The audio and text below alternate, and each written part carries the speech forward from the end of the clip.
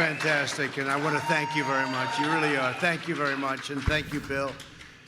And thank you to the Council for National Policy. My brother Robert would have wanted me to be here today. Thank you very much.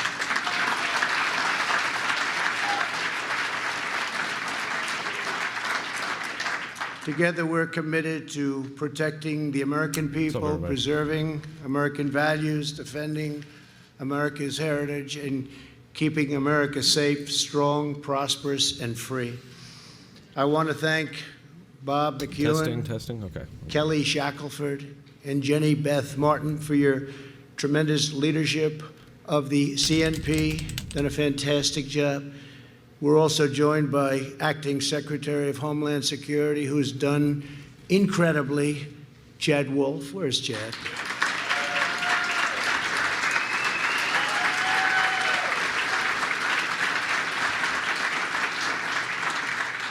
Thank you very much, Chad. You're right in the heart of it, and got some big things coming. Very big things. Good job.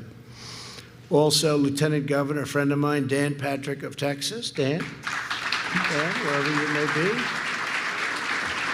What a great guy. Great family, great son, doing a tremendous job as U.S. Attorney. And many other state and local officials. I want to thank you all for being here. We have a lot of horsepower here. You gotta stop threatening me, a lot of firepower, you might want to say. But over the last week, the Democrats held the darkest and angriest and gloomiest convention in American history. They spent 4 straight days attacking America as racist and a horrible country that must be redeemed. Joe Biden grimly declared a season of American darkness. And yet, look at what we've accomplished. Until the plague came in, look at what we've accomplished. And now we're doing it again.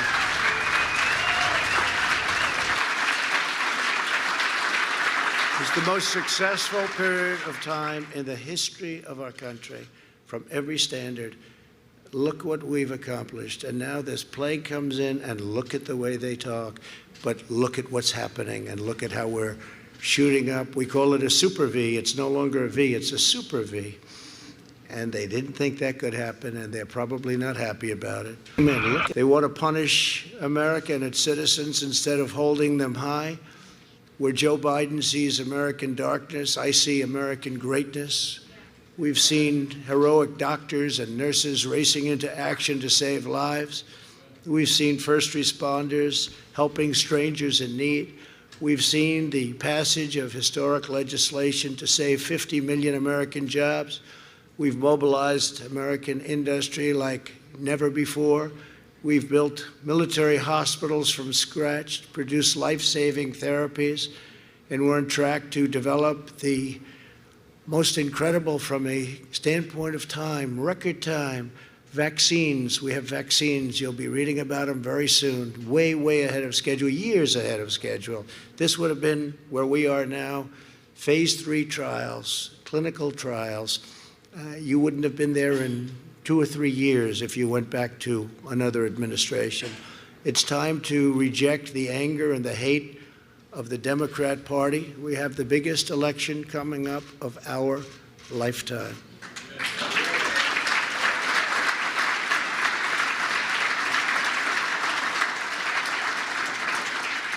No party can lead America that spends so much time tearing down America. But the biggest part of last night's speech was what Joe Biden didn't talk about. He didn't talk about law enforcement. He didn't talk about bringing safety to Democrat-run cities that are totally out of control and they have no clue. China was never mentioned in any way, shape, or form. China will own our country if he gets elected. They will own our country. And we're not going to let that happen.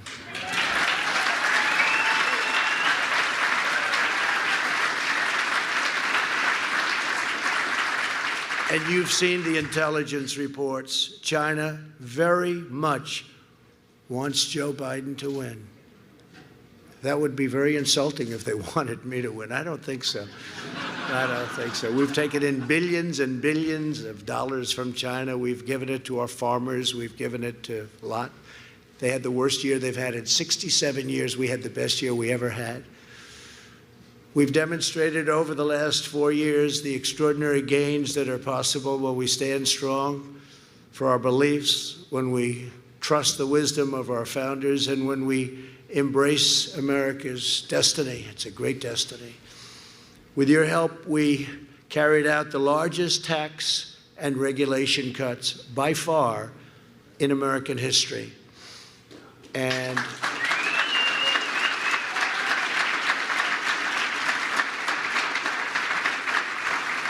they now want to quadruple taxes, and they want to quadruple and beyond the regulation cuts. And when we say tax and we say regulation, and you say, oh, tax cuts, that's so wonderful, but the people in this room that are the heads of industry, you have some very powerful people in this room, they know that the regulation cuts may have been even more important than the biggest tax cuts we've ever had.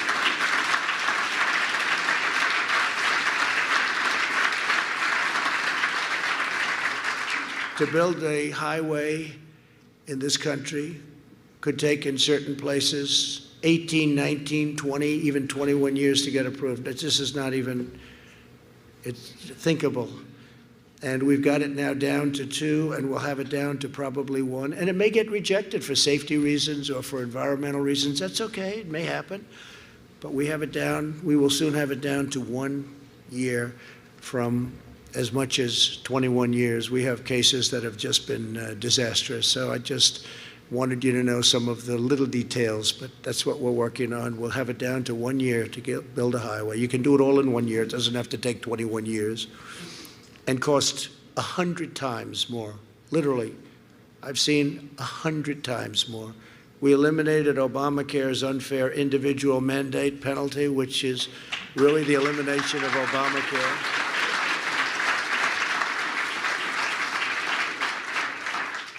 And to give to critically ill patients access to life-saving drugs, we passed a thing called, and hopefully nobody in this room will need it, but if you do, it's right to try.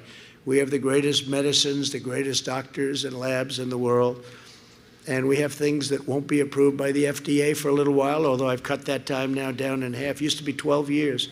Now we've cut it down in more than half. And you see that with the vaccines, you see it with the therapeutics. But right to try, where we have the right to now go in and use some of these very promising drugs, and the response has been unbelievable. What's happened and the lives saved have been really incredible. People used to leave for Asia, they used to leave for Europe, they used to leave for other places all over the world, or they'd go home and die. They'd go home and die. If they had no money, they'd go home and die, which is most people. Now they sign a very short, simple document, and they have the right to try, and it's given them hope, and in many cases it's given their life back. So it's been a great thing. These are things that nobody talks about, but it's, they've been trying to get that approved, by the way. Not as easy as it sounds. It's complicated because you have the insurance companies and the doctors and the hospitals, and the country itself doesn't want to get sued. And so not very easy. But they've been trying to get it approved for 41 years. They've been trying to get that. That's just one of many, many things that we've done for 41 years. To provide our amazing veterans the care they deserve, we passed VA accountability and VA choice. Many, many decades they've been trying to get both.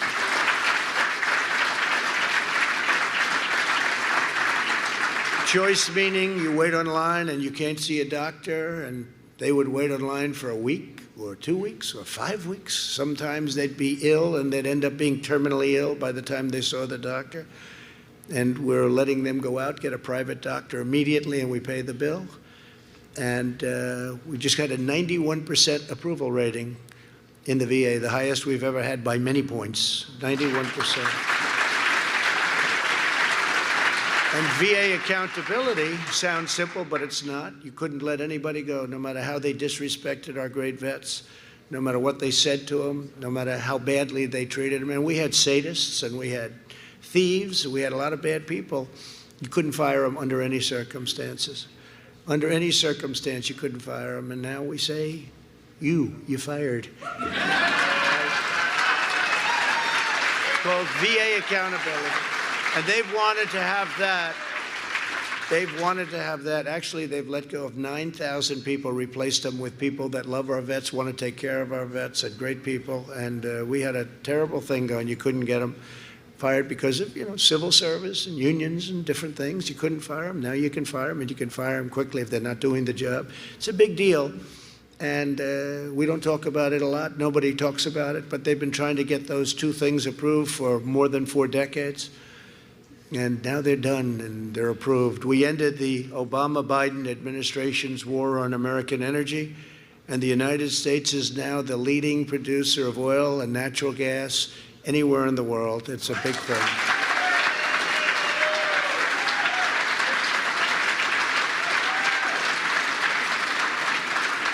And remember this,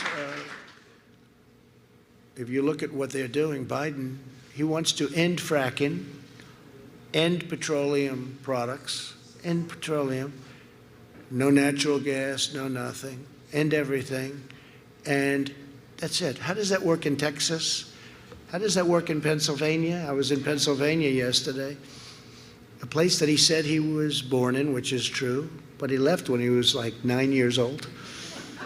So he left a long time ago. He left 7 decades ago. And he still calls it his home. And his real home is a place he never leaves anymore. He just never leaves. He never leaves the outskirts of that state. You'd think he'd go a little bit, it's not that far. Never leaves. We'll figure it out pretty soon, I think. But they want to end fracking, they want to end drilling, they want to end everything, they want to end all of that. So I said, think of it, they want to end oil, they want to end, and this is the way it is, guns, they want to take away Second Amendment, right? How about that? That alone should win you the election, right? That alone.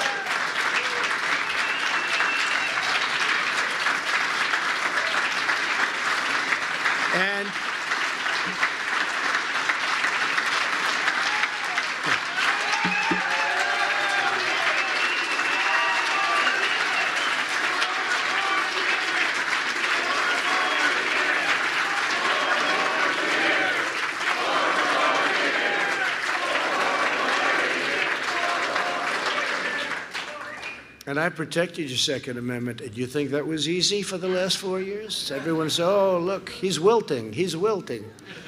And no, we're not wilting. And we've had people that were in tragedies, and they lost a son in a school, and they lost a daughter, beautiful Meadow.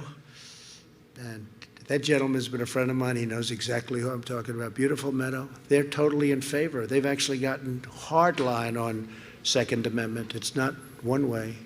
It's an incredible thing to see, actually.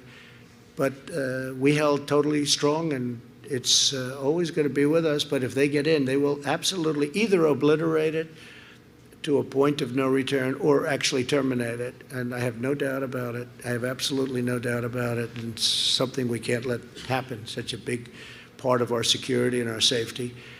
And your entertainment and all, but I say security and safety probably first, right? And God, it's an attack on God, it's an attack on religion. Did you see the man that got up and sang a very, very special phrase from a very, very special thing? And he left the word God out. And I was watching and I said, oh, he must have made a mistake. I didn't think that he left it out. I thought maybe he, that can happen. Maybe he made a mistake. He didn't make a mistake. That's where they're coming from. He left the word God out, and that's where they're coming from. I withdrew from the one-sided parrot. If you see it, the Paris climate, I call it the Paris climate disaster. This was a way of taking advantage of the United States. We wouldn't be able to drill, we wouldn't be able to frack, we wouldn't have energy. Russia went way back into the dirtiest years. China didn't even come into it until 2030 or 2035, and when they did, they came in very lightly. We came in immediately, and we would have had to close down many, many businesses in order to achieve the goals that they set, which are totally unrealistic. It was a disaster.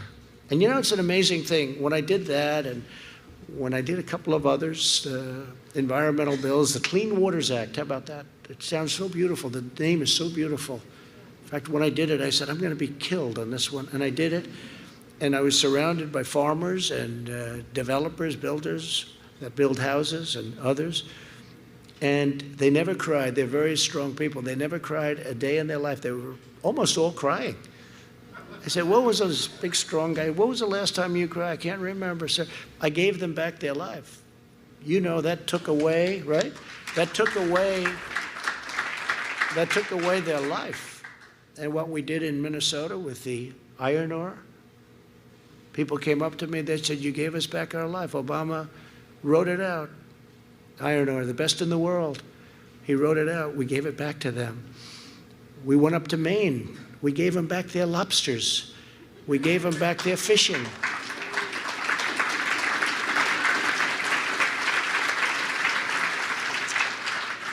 $5,000 square miles. Think of what that is. Take 1 mile, mile by mile, and now you add as big as the ocean is, that was a big chunk right off the coast of Maine. The whole thing is like lobsters and fishing, and nobody does it better. And they were not allowed. It was a monument, called a monument. I said, a monument to what? I said when I was up in Maine 2 weeks ago, I said to people that their whole life was lobster, fishing, the different things, and they're the best. I said, what happened? He said, he took away our everything. I said, how does this area compare to other areas? He said, first of all, it takes a long time to get to the other areas. This is so big. But second of all, this is the best there is in the world. And he doesn't let us use it. And I said, and yet you vote Democrat. And it's hard to believe. It's like Israel. Look what I did for Israel.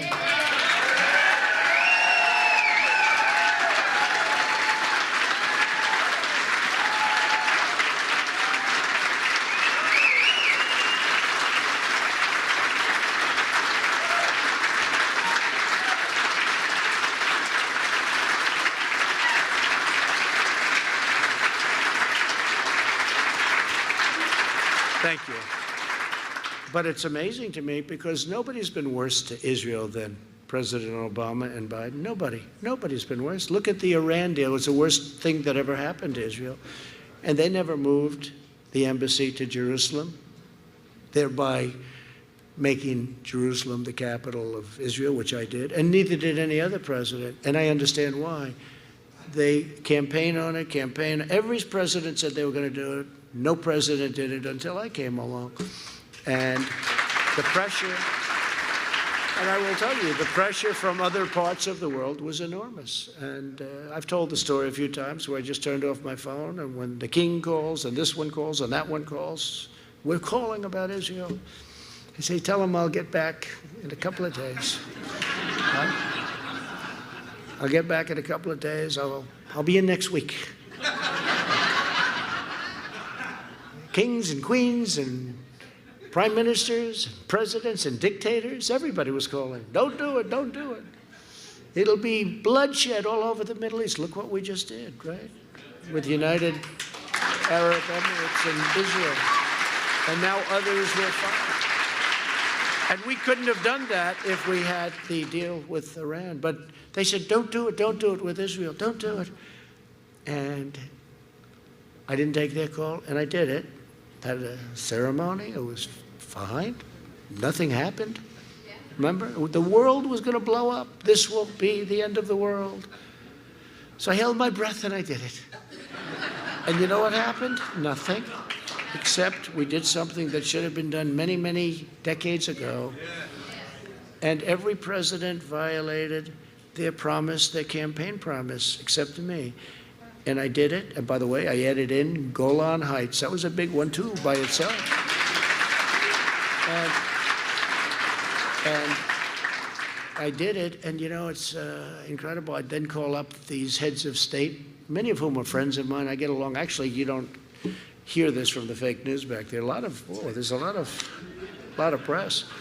A lot of press. But, you don't hear this from the people back there. But I actually have very good relationships with leaders, with many of them, and some of them just take too much advantage of our country, including some of our so-called allies. Some of them are the worst for taking advantage of us. But you don't hear that. So what I did is I called some of the leaders the following week. Hi, how you doing? What's up? Oh, we wanted to talk to you about Israel, but you already did it. I said, oh, I wish I got to you a little bit sooner. But that's easier. That's easier than having somebody asking you over and over, please don't do it. But I could see there was a lot of pressure. I never understood why it wasn't done. It wasn't done because there's tremendous pressure put on the President of the United States by many other countries, much more than you would think, and different countries than you would even think. Countries that you wouldn't think even cared about it were calling, asking not to do it. So we did it, and it's been really quite historic, I guess. And I could run in Israel, and I think they said probably a 98% approval rating in Israel. So it's been good. And you know who appreciates it the most are the evangelical Christians. They appreciate it the most.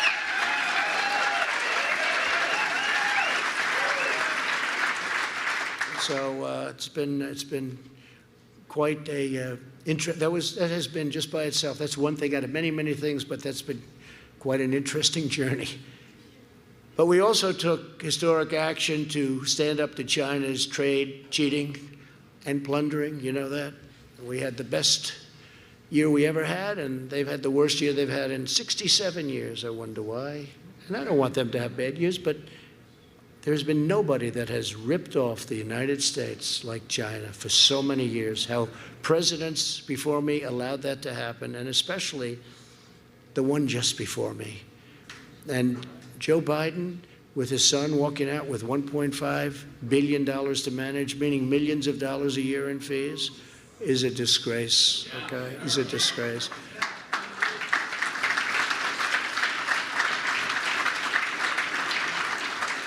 And then the vast sums of money he was paid by Ukrainian company that didn't have the highest standing, to put it mildly, but the vast sums of money. If that ever happened to a Republican, they would have been in jail a long time ago. It's such a double standard, I can't tell you. This whole thing with all of the things that happened, the deep state, you can believe it, you don't have to believe it, but it's very unfair. And I will say that if a Republican ever did what Joe Biden did with calling off the prosecutors, or you're not going to get $1 billion, and he's on tape. It's not like, oh, gee, I mean, he's on tape. We wouldn't have had a chance. It's a disgrace. The double standard is a disgrace. And hopefully it'll be brought back to fairness. And remember this, they spied on my campaign and they got caught. They can say what they want. This FBI agent has just now, first one, admitted, that's the beginning, hopefully, of the forgery. But he's admitted that he forged documents.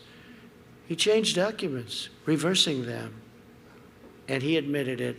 So let's see what's going to happen over the next, hopefully, short period of time, because it's been unfair that we've had to wait so long. That was so obvious for a long time. And it should never be allowed to happen to another president again, that I can tell you. And that's for the good of the country, not for me, for the good of the country. Within 3 years, we replaced NAFTA, which everybody said was impossible to do, with the brand new and really pro-America USMCA. It's a whole different ballgame. And we don't want to lose our companies to Mexico and Canada. And this puts a tremendous price tag on doing that. If they want to do that, they won't be doing that. In everything we do, my administration is fighting for the American people and delivering one victory after another. We have appointed more than 230 federal judges. We expect to be perhaps over 300 federal judges by the end of the year.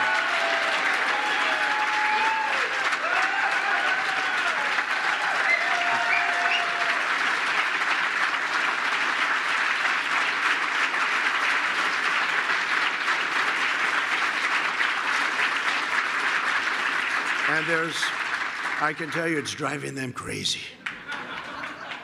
Don't forget President Obama. They say he was a great president. Well, you can't be a great president when much of what he's done we've undone. And you can't be a great president when you leave 142 empty judgeships. You know, I don't think any president's left any.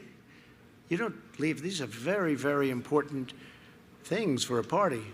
Different policies, different everything. You understand it better than anybody, the people in this room. Left us 142. First day in office, I said, how many judges do I have to appoint? Sir, you have 142. I said, you have to be kidding. 140. So I had a big head start. But we have 142, but now we will have, I think in excess, by the time we finish, in excess of 300, including Court of Appeals, and of course, 2 very exceptional Supreme Court justices. So, good. Really good. And remember this in terms of get out the vote.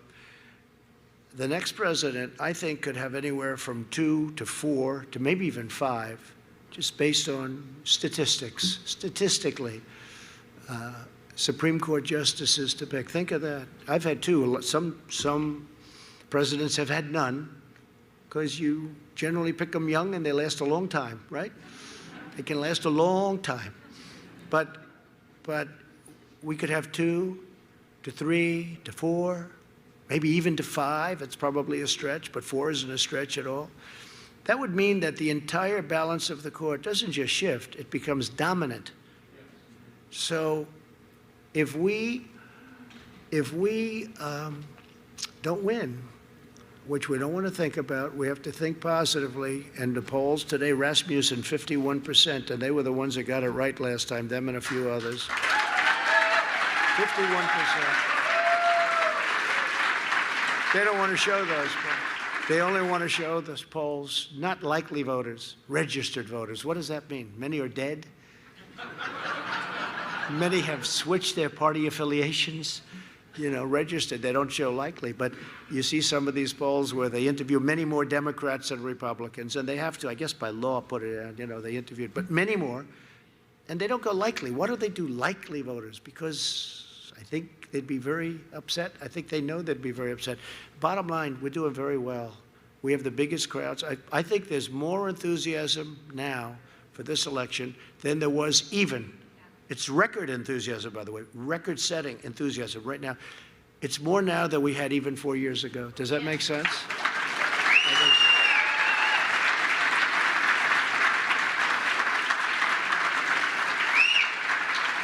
And we had the same thing 4 years ago where they say, but now we've done so much. You know, this is easier in many ways.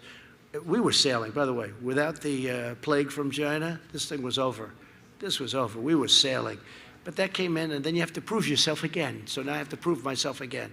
But we're doing that. We're building up the economy. We're way ahead by every poll, even the fake polls. We're way ahead on the economy, which is very important. But we are. I mean, think of it. You prove yourself, you're in this, and now you have to do it again. But that's what we're doing. We have the V. We have the super V we can talk about. But with the help of countless faith leaders, many of you are in the room. We appreciate it. We passed historic criminal justice reform.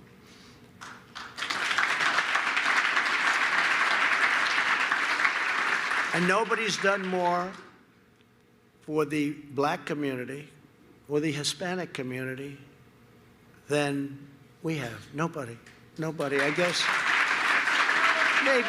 maybe Lincoln, questionable, Abraham Lincoln, but nobody has, I don't think anybody, with the possible exception of Abraham Lincoln, but nobody's done more. If you look at opportunity zones, you look at all of the things we've done, nobody's done more. After years of neglect by both parties, my administration understands that a strong nation must have strong borders.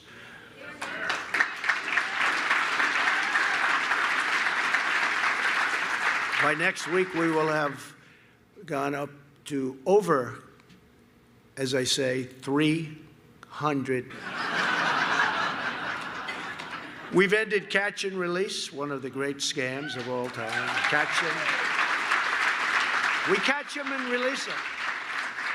They should say catch and release into our country, because you catch them and then you release them, and you weren't allowed to bring them back. Now we bring them back.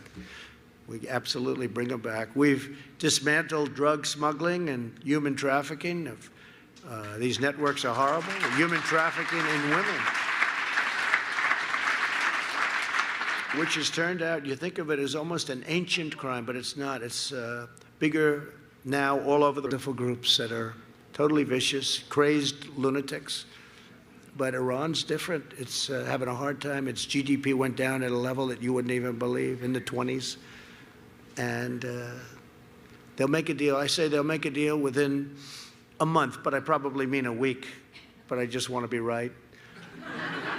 Because they'll call me. They'll say, it took 10 days. He was wrong.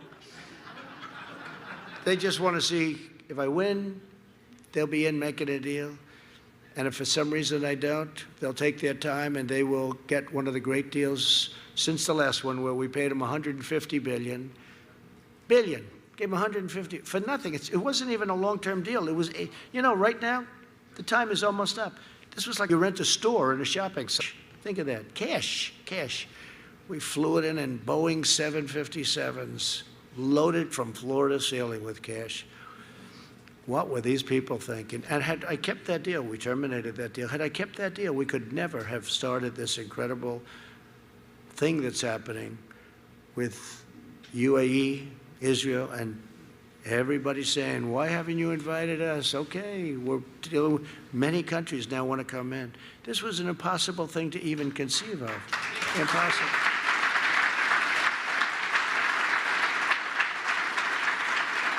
Even Tom Friedman at the New York Times gave us an A+. Can you believe it?